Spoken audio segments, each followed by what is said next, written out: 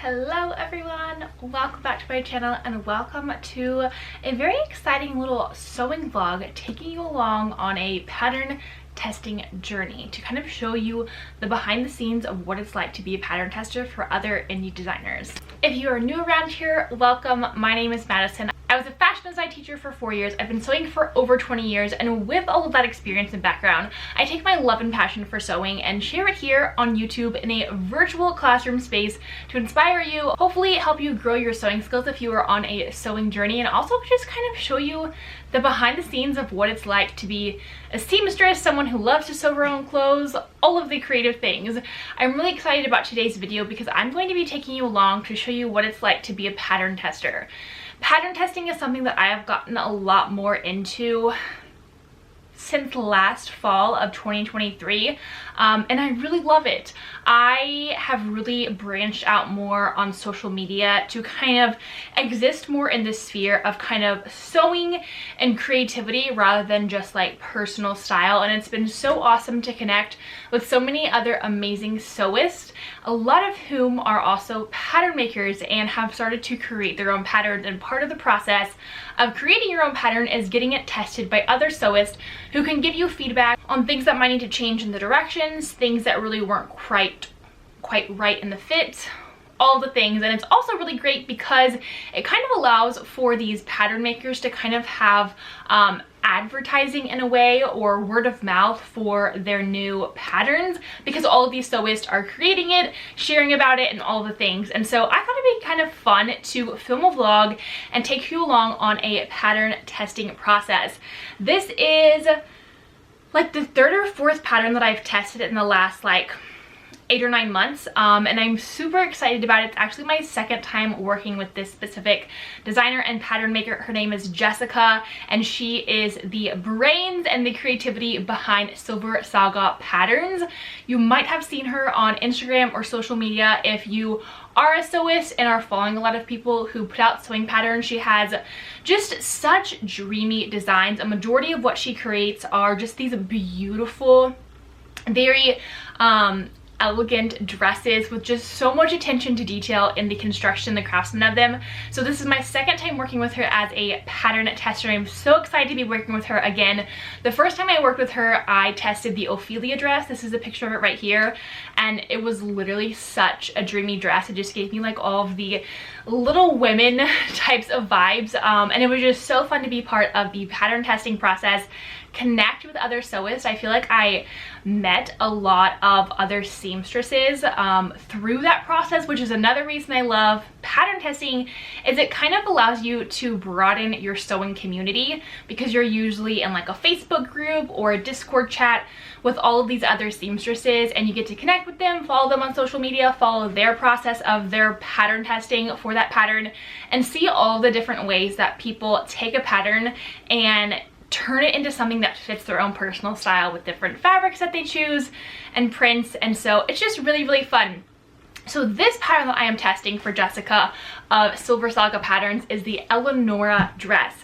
This is a picture of it, and when she first shared a picture of this and said that she was going to be working on creating and coming out with the pattern, I commented and I was like, oh my gosh, this dress is so dreamy. It's giving me like Pride and Prejudice vibes, which is totally my aesthetic, and I just fell in love with it because I thought it was the most beautiful dress. And so she invited me to be a pattern tester again, and I love that a lot of the pattern testers for this Eleanor dress are pattern testers that tested the Ophelia dress as well, so it's kind of really fun to connect with them again. So I'm going to start taking you through the process and walk you through kind of the steps for what entails pattern testing. Okay, so what does the process look like for being a pattern tester?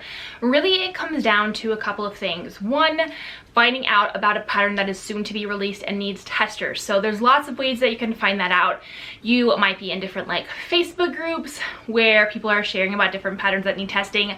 I personally feel like the way that I have found a lot of these pattern testing opportunities is by following other sewists, sewists who kind of branch out and start creating their own patterns, and I'm already invested in what they do and their craft and their design and their process and their talent. So when they reach the point of releasing a pattern, it's always great to have the opportunity to apply to be a pattern tester, regardless of if I get the opportunity to actually test their pattern or not. So following different sewists and seamstresses on social media.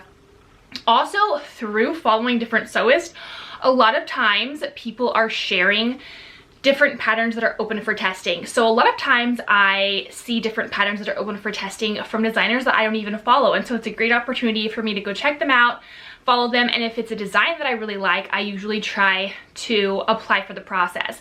Now, one thing that I usually keep in mind when I'm applying for pattern testing is usually pattern testing is like a 2 to 3 week long window of testing the pattern. So there are a lot of patterns that I have really wanted to test, but I knew that I was really busy over that 2 to 3 week span, or was going to be out of town.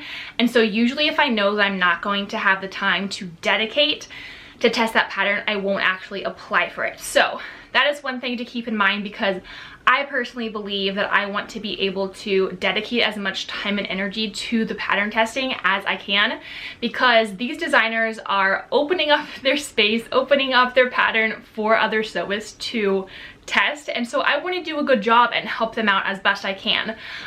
So when it came to Jessica's patterns, I already followed her on social media, and so I saw that she had opened the Ophelia dress for testing. I applied to that. I got to be a part of the pattern testing. Same thing for the Eleonora. I knew she was opening it for testing. She actually asked me or told me that it was going to be opening for testing soon and that she would love me to be a part of it again.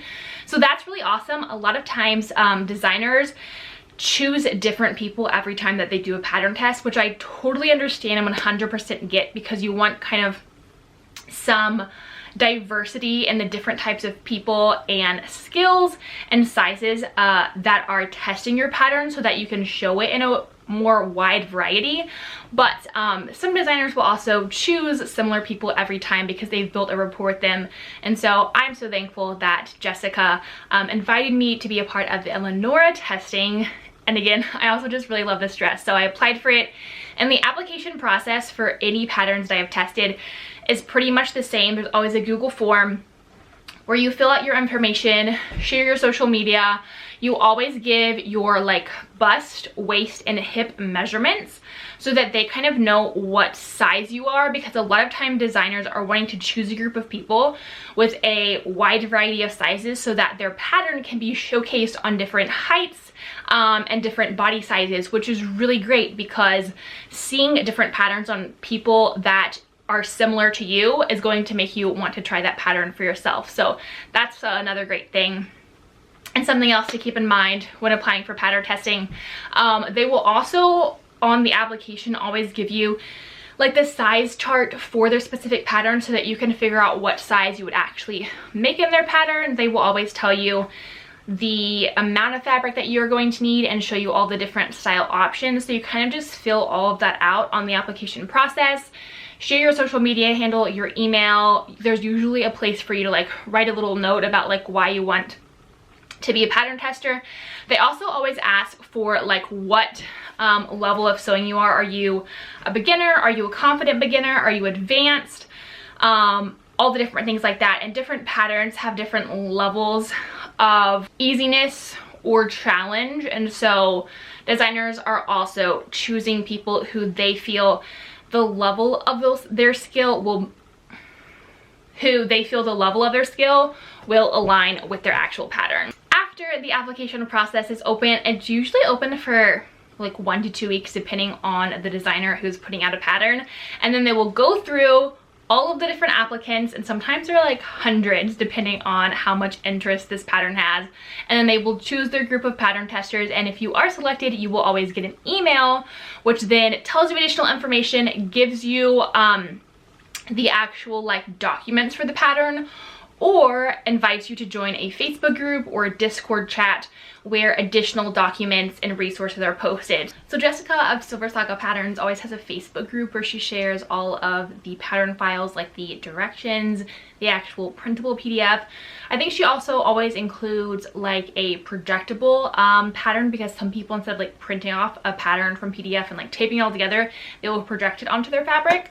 So she provides all of that in addition to like inspiration images, and then everyone in the Facebook group can kind of like share the progress of their dress, share things that they changed or things that needed like clarification in the direction. So it's really great because before you even dive into like actually cutting out your own pattern, you might already see things that other people are suggesting.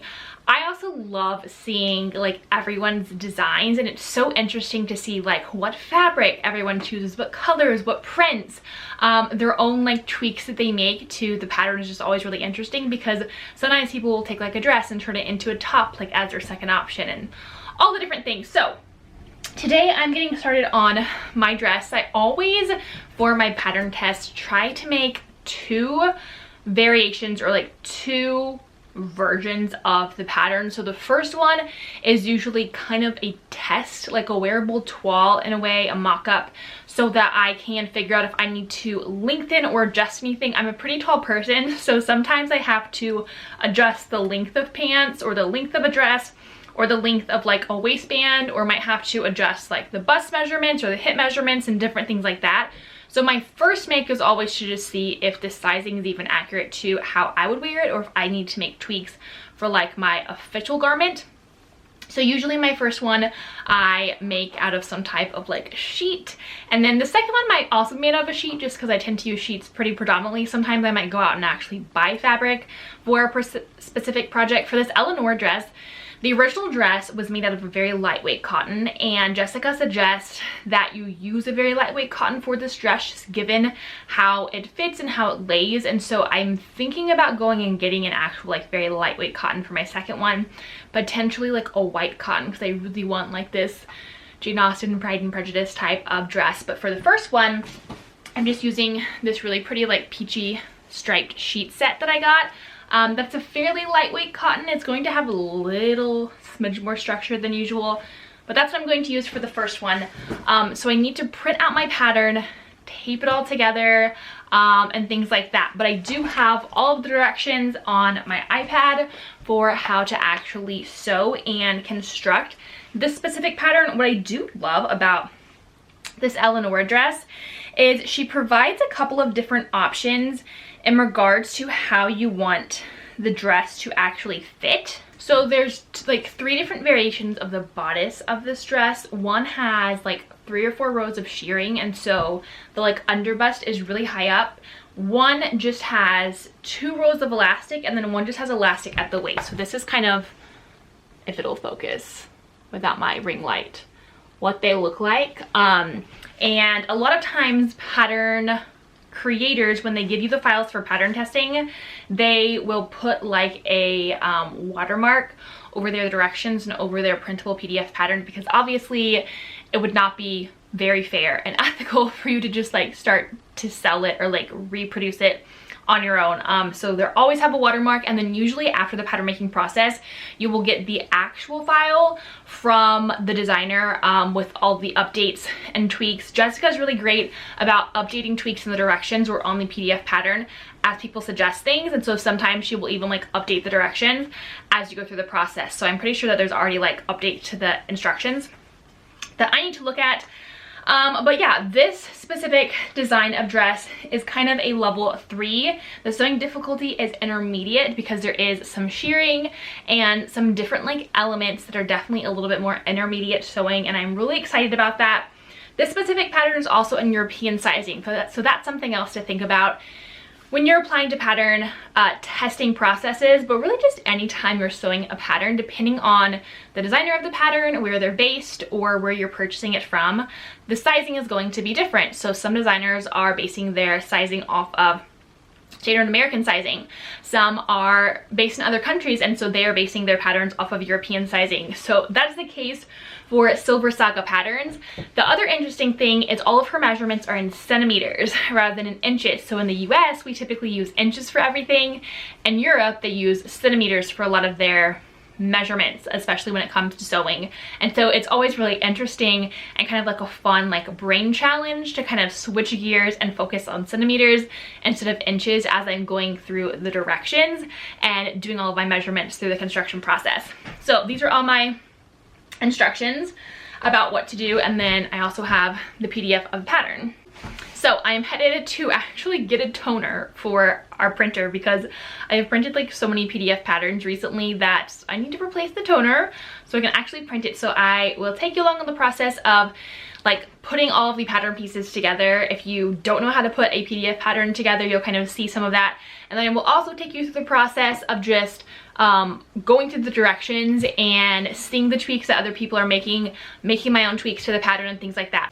So in a way, this video will slightly be a sewing tutorial, but not entirely. It's more of a vlog. You're going to see me sewing it, but I'm not going to walk you through the entire process. But I cannot encourage you enough to go check out Jessica and Silver Saga Patterns, because if you're looking for beautiful, dreamy dresses, like, you have to check her out. Every dress I see people make from her is just absolutely stunning, and I think she does such a fabulous job on her patterns and on her directions. She also runs a slow fashion business, so a lot of her patterns that you can purchase for dresses, she also makes custom pieces for people as well, from like an ethical slow fashion perspective, and I just love that. All of the pieces on her website are so dreamy, so if you want to check out more about her, all the links are going to be in the description. But let's head out to figure out printing this pattern.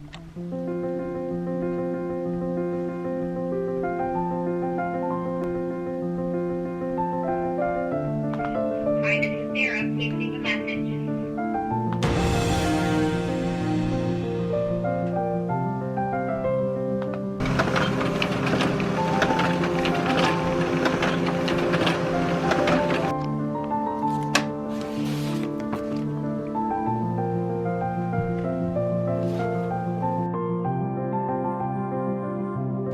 Once my pattern was copied, it was time to assemble it together, which is always a fun process. It's kind of like putting together a jigsaw puzzle. You are matching up the numbers, following the pattern layout diagram with the directions, and also matching up any markings that help you align the correct copies and pieces together. And it's really cool to just see the entire pattern like come to life before your eyes just from these regular pieces of copy paper.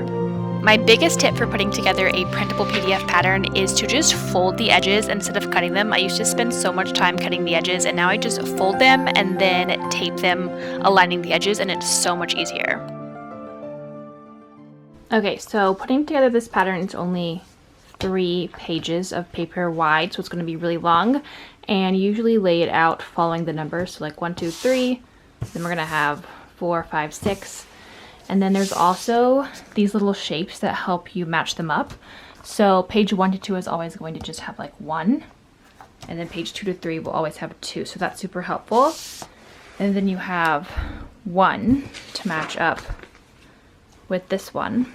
2, that's going to match up with these 2 right here. And then these 3 dots that are going to match up right here. So it's kind of like a puzzle piece. I used to just trim all of the sides and edges of my PDF patterns, but now I just fold them in, and it shortens the process so much more.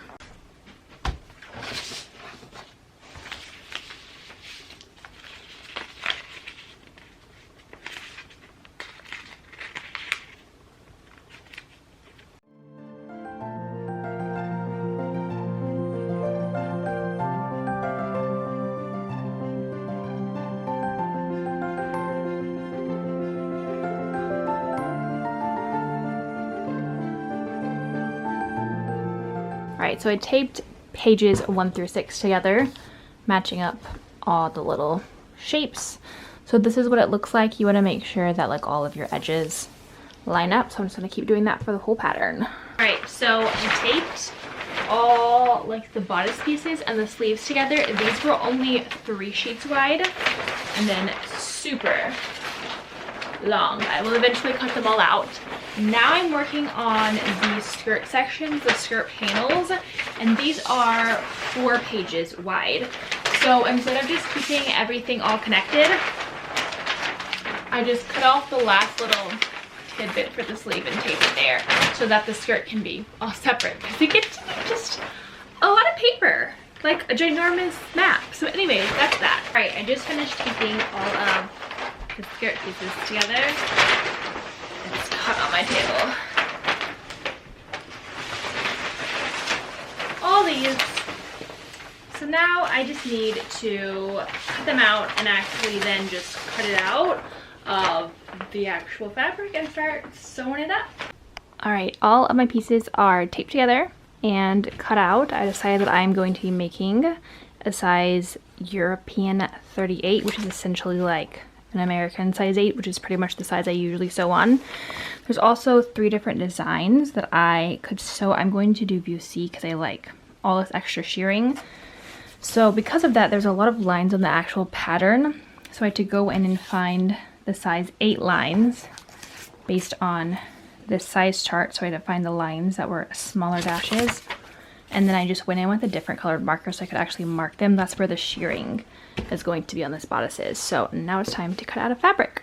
All right, so I'm laying out all my pattern pieces and about to start cutting them out. The original pattern calls for like 5 or more yards, mainly because the skirt is supposed to be like a 4-paneled skirt. So you're supposed to cut the skirt pattern piece, which is kind of like a square, 4 times. I don't have enough like fabric to cut it 4 times, but I am going to cut it extra wide in 2 pieces, and basically the math will end up coming out as the 4 panels. So yeah, this is what that looks like. All right, here's my fitted sheet. I cut out all the elastic in the corner so I could lay it all nice and flat. This is the skirt piece that's supposed to get cut 4 times, but I measured it, and if I extend it all the way to this side, cutting it down, so essentially cut 2 really wide pieces, mathematically these 2 pieces like together will equal 1 of these, so it's going to end up being like a 3-panel skirt instead of 4. So that's that. Then over here I'm laying out the sleeve pattern and the pocket, and then I'm going to get all the bodice pieces. The main thing I had to keep in mind for this fabric is because of the direction of the flowers, I have to make sure that all of them are facing the correct direction, so I couldn't just like lay my pattern pieces however I wanted. One thing I do want to mention about pattern testing is that when you get a pattern, you are always given a pattern layout, essentially how you are supposed to lay all of your pattern pieces onto your fabric to cut it out specifically how the pattern recommends. But since I tend to use sheets, I usually have to come up with my own pattern layout because sheets are different lengths and widths than regular yards that you buy from the store. So that is something I take into account as I'm doing these pattern tests, but I understand patterns enough to figure out my own layouts every time. After all of my pattern pieces were cut, I was then transferring all of the lines and markings I needed to create the shearing on the bodice. So that was a tedious process, but I wanted to make sure that I had very visible lines on the right side of my fabric so that I could sew my shearing stitches exactly where they wanted to go. And I also used my handy magical pen that essentially disappears with heat, so that was super helpful. All right, so all my pieces are cut out. I put the buttonholes in my bodice where like the ties are going to go, and then this bodice for view C, which is the style I'm choosing, has ruching. So ruching requires you to change out your bobbin to a stretchy elastic thread and then sew on a longer stitch length. So I just ran a test strip to make sure that it was all working how I wanted it to. So now I'm just going to go run those across the lines that I transfer onto my bodice and then start sewing everything together.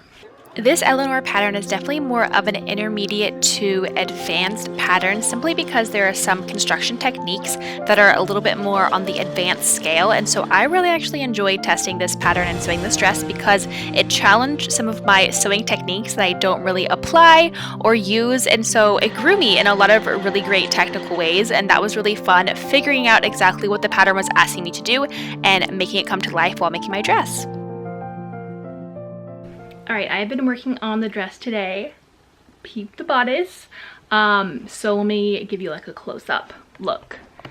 So here we go.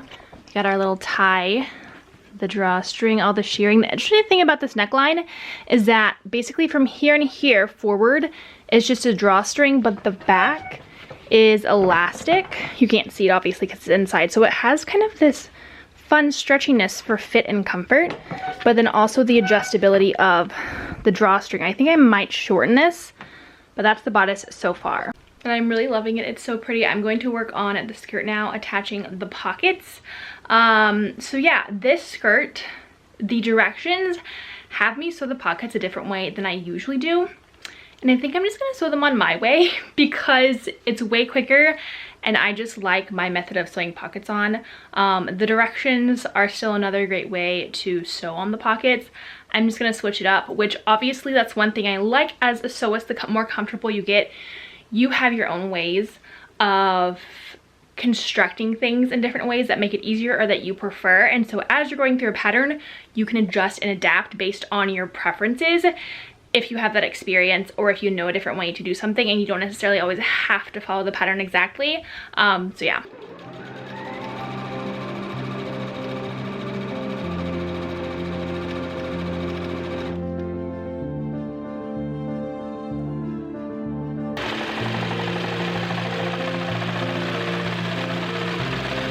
Alright, this is my last day hopefully working on my pattern test, or at least like the mock-up toile of it.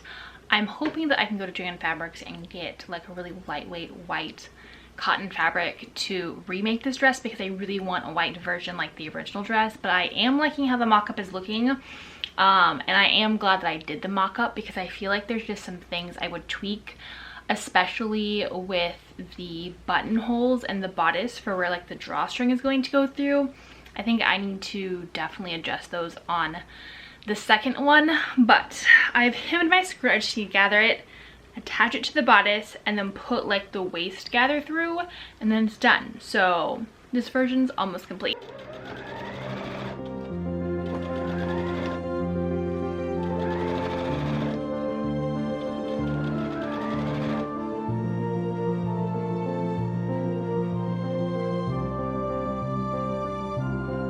Alright, I just finished the drawstring portion of the waist, so I threw it on my mannequin so I could kind of just show you how it looks.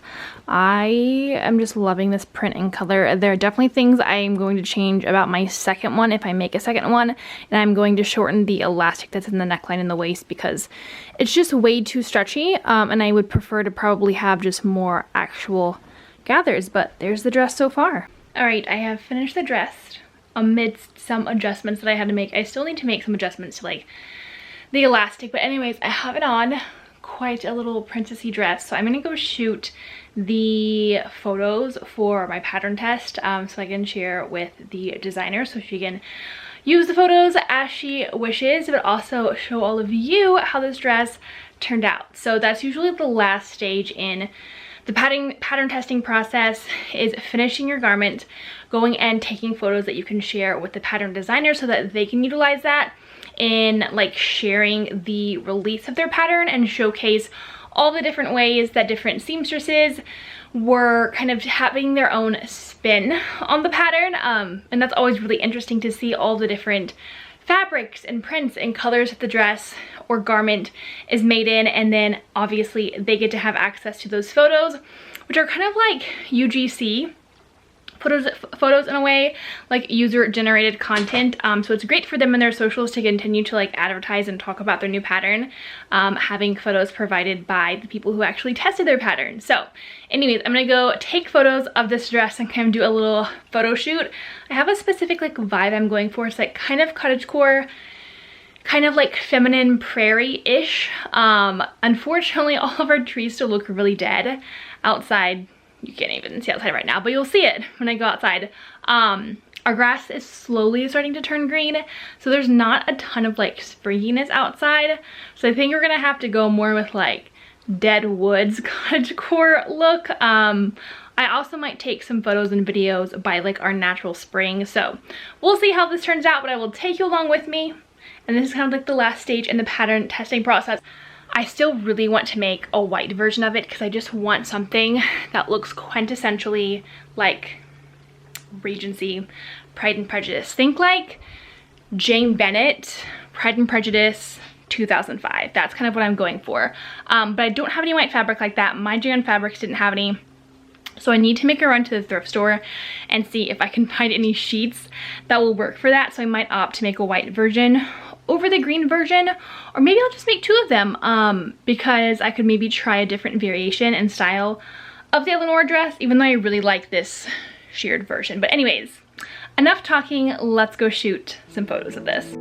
Alright, and here is the finished dress, definitely giving all of the cottagecore vibes, and here are some of the photos I snapped to really capture the details and the aesthetic and the personality of this dress, and I sent these over to Jessica so that she has them if she wants to use them, and I also made sure to post them on the day of the release of this pattern. So if you want to check out this pattern for yourself, click the link in the description of this video. As I mentioned before, I always like to make 2 versions of a pattern test. So this peachy dress was my first version, and then I also did make a white version that was giving all the Pride and Prejudice vibes. And both of these dresses are definitely going to be on a repeat for me this spring and this summer. As always, thank you so much for tuning in to watch my videos. I hope you enjoyed this video taking you along on the pattern testing process. If you have questions, drop a comment below, and I hope that you enjoyed all of the behind the scenes details, and make sure to check out Jessica and her Silver Saga patterns. See you next time!